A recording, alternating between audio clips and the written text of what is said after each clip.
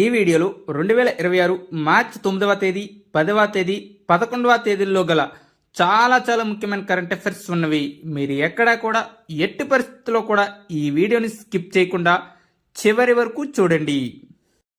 Drug controller general of ఇండియాగా ఎవరి పదవీ కాలం 1 సంవత్సరం పొడిగింపు ఇవ్వబడింది? కరెక్ట్ ఆన్సర్ అండి ఆప్షన్ బి రాజీవ్ సింగ్ రఘువంశీ. ఆయన పదవీ కాలం మార్చి 1, 2026 నుండి అమల్లోకి వచ్చేలా మరో ఏడాది పాటు ఫిబ్రవరి 28, 2027 వరకు పొడిగిస్తూ appointments committee of the cabinet నిర్ణయం తీసుకుంది. ఆయనకు ఈ పదవిలో ఇది 2వసారి లభించిన పొడిగింపు. అంతకుముందు 2025లో కూడా 1 ఏడాది పాటు పొడిగింపు లభించింది. దేశంలో మందుల నాణ్యత, క్లినికల్ ట్రయల్స్ నియంత్రణ మరియు కొత్త ఔషధాల ఆమోదం వంటి కీలక బాధ్యతలను నిర్వహించే సెంట్రల్ డ్రగ్ స్టాండర్డ్ కంట్రోల్ ఆర్గనైజేషన్కు DCGI అధిపతిగా ఉంటారు. రెండవ ప్రశ్న, ఇటీవల నేపాల్లో జరిగిన ఎన్నికలలో ఏ పార్టీ విజయం సాధించింది? కరెక్ట్ ఆన్సర్ అండి ఆప్షన్ సి రాష్ట్రీయ స్వతంత్ర పార్టీ.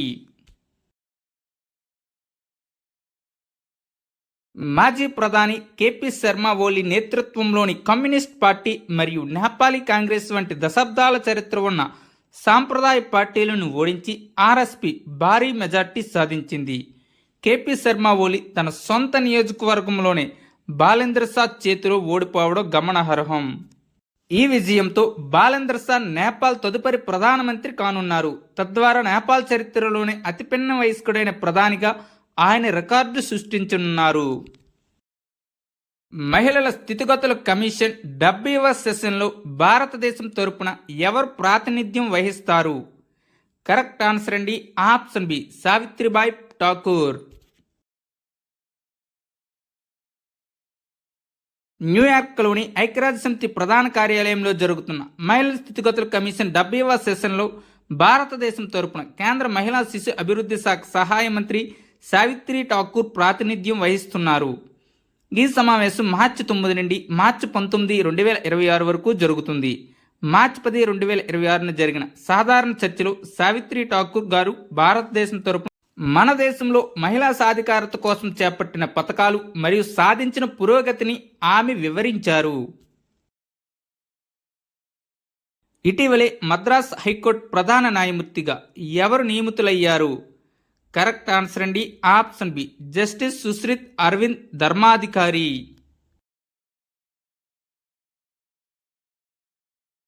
మార్చి 6, 2026 చెన్నైలోని రాజ్ భవన్లో తమిళనాడు గవర్నర్ RN రవి ఆయనతో ప్రమాణ స్వీకారం చేయించారు. అంతకుముందు ప్రధాన న్యాయమూర్తిగా ఉన్న జస్టిస్ మణీంద్ర మోహన్ శ్రీవాస్తవ మార్చి 5, 2026 పదవీ విరమణ చేయడంతో ఆ స్థానంలో జస్టిస్ ధర్మాధికారి బాధ్యతలు చేపట్టారు.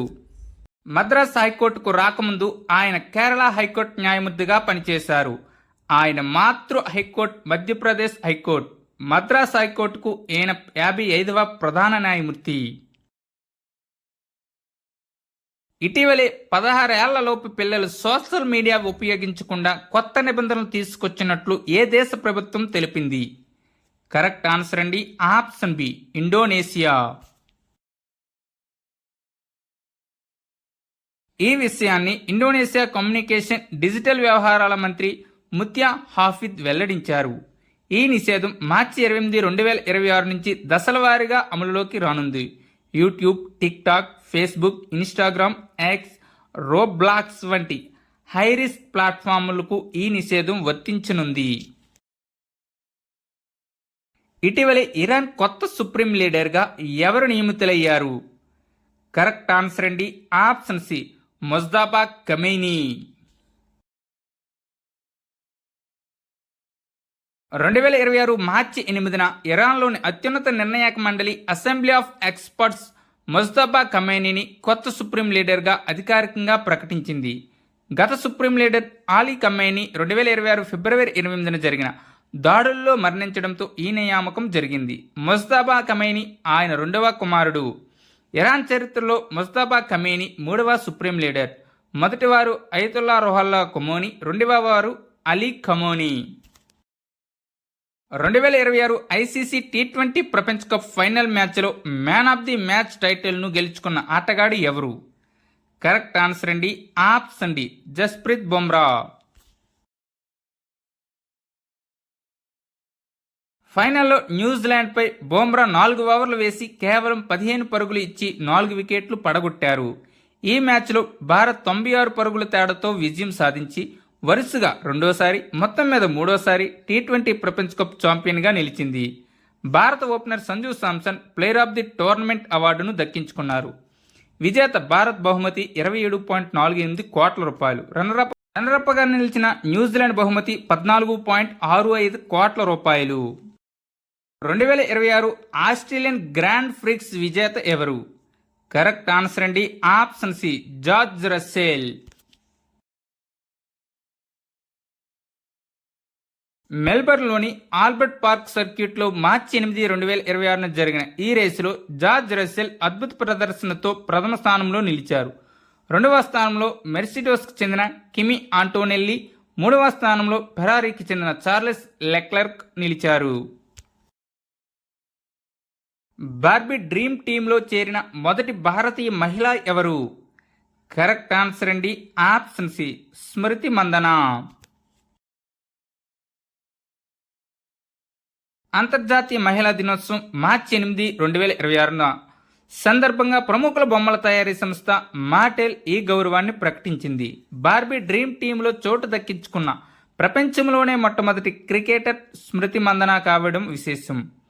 ఆమె స్ఫూర్తిదాయకమైన ప్రయాణానికి గుర్తుగా ఆమె పోలికలతో కూడిన ఒక ప్రత్యేకమైన బార్బీ డోల్ను రూపొందించారు. మొదటి ఖేలో ఇండియా గిరిజన క్రీడలు 2026 ఎక్కడ జరుగుతాయి? కరెక్ట్ ఆన్సర్ అండి ఆప్షన్ సి ఛత్తీస్గఢ్ రాష్ట్రంలో.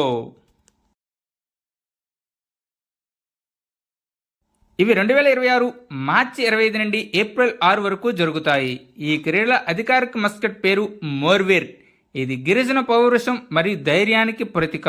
ఇందులో మొత్తం 7 రకాల పతక క్రీడలు athletics, football, hockey, weight lifting, archery, swimming మరియు రెజ్లింగ్ ఉంటాయి. అదనంగా కబడ్డీ మరియు మల్లకం ప్రదర్శన క్రీడలు కూడా ఉంటాయి. ఇటీవలి మార్చి 5, 2026 మత మార్పిడి నిరోధక చట్టం ముసాయిదాకు కేబినెట్ ఆమోదం తెలిపిన రాష్ట్రం ఏది? కరెక్ట్ ఆన్సర్ అండి ఆప్షన్ సి మహారాష్ట్ర. ఈ ప్రతిపాదిత చట్టం ప్రకారం ఇకపై ఎవరైనా ఒక మతం నుంచి మరో మతంలోకి మారాలనుకుంటే కనీసం 60 రోజుల ముందే సంబంధిత అధికారుల నుంచి ముందస్తు అనుమతి తీసుకోవడం తప్పనిసరి. అలాగే మత మార్పిడి జరిగిన 25 రోజుల్లోపు దానిని అధికారికంగా నమోదు చేయాలని, లేని పక్షంలో ఆ మార్పిడి చెల్లదని అధికారులు స్పష్టం చేశారు. బలవంతపు మత మార్పిడీలు, మోసపూరిత వాగ్దానాలు లేదా ఆశ చూపి చేసే మార్పిడీల నుంచి పౌరులకు రక్షణ కల్పించడమే ఈ చట్టం ప్రధాన ఉద్దేశ్యమని ప్రభుత్వం తెలిపింది. ధర్మ స్వాతంత్ర్య అధినియం 2026 పేరుతో ఈ బిల్లును రూపొందించారు. ఒక వ్యక్తి అక్రమంగా మతం మారుతున్నట్లు సదరు వ్యక్తి బంధువులు ఫిర్యాదు చేస్తే పోలీసులు వెంటనే ఎఫ్ఐఆర్ నమోదు చేసి విచారణ చేపడతారు. స్టాండ్ విత్ హెర్ ప్రచారాన్ని ఇటీవల ఏ రాష్ట్రంలో ప్రారంభించారు? కరెక్ట్ ఆన్సర్ అండి ఆప్షన్ సి తెలంగాణ రాష్ట్రంలో. తెలంగాణ ముఖ్యమంత్రి ఏ రేవంత్ రెడ్డి గారు అంతర్జాతీయ మహిళా దినోత్సవం మార్చి 8, 2026 సందర్భంగా స్టాండ్ విత్ హెర్ ప్రచారాన్ని అధికారికంగా ప్రారంభించారు.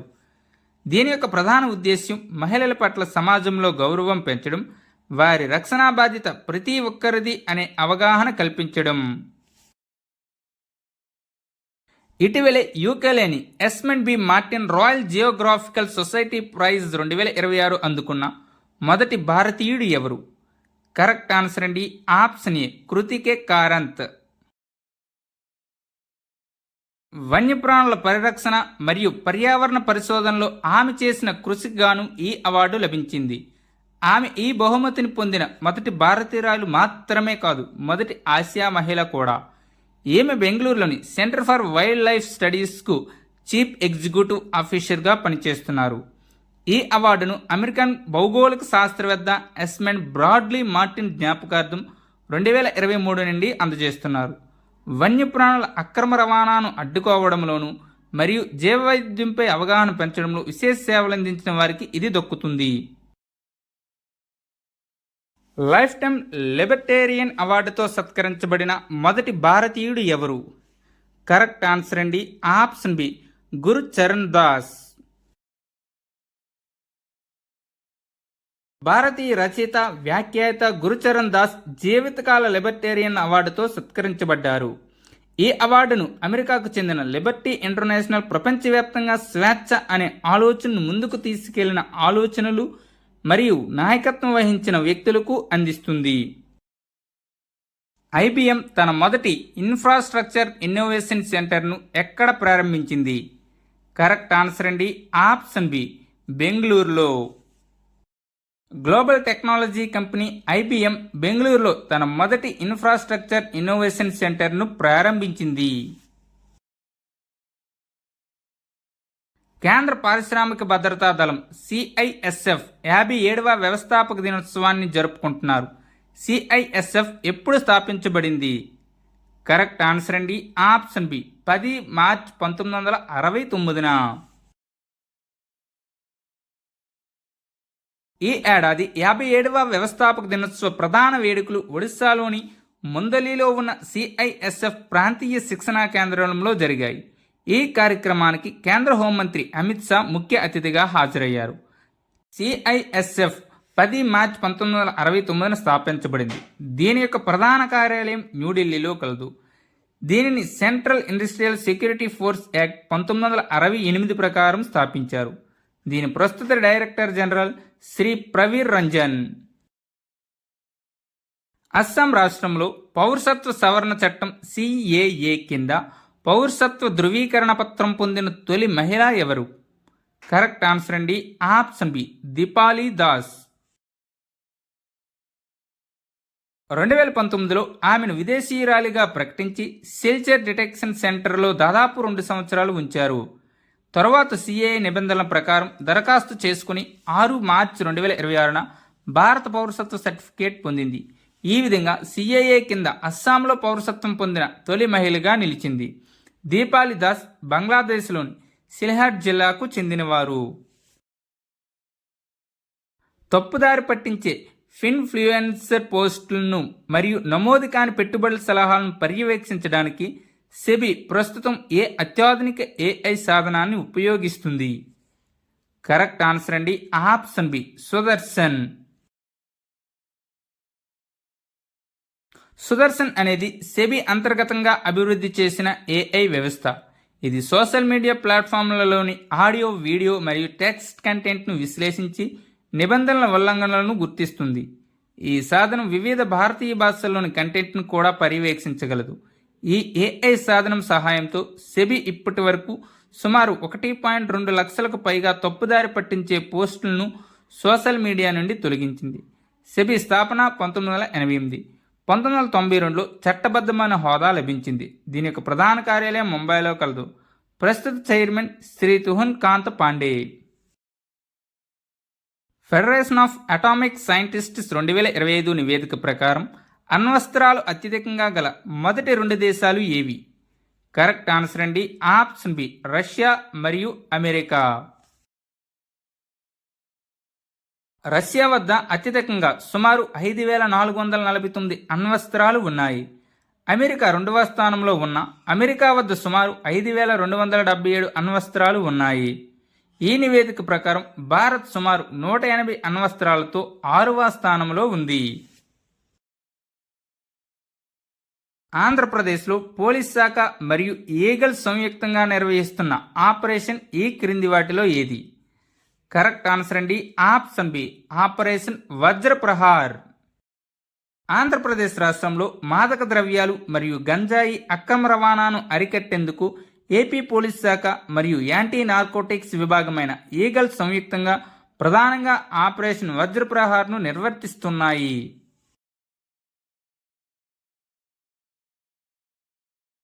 ప్రత్యేక ఆర్థిక మండళ్ల సెజ్ నిబంధనల్లో భారీ సంస్కరణలు చేపట్టేందుకు ఎంతమందితో కమిటీని ప్రభుత్వం నియమించింది?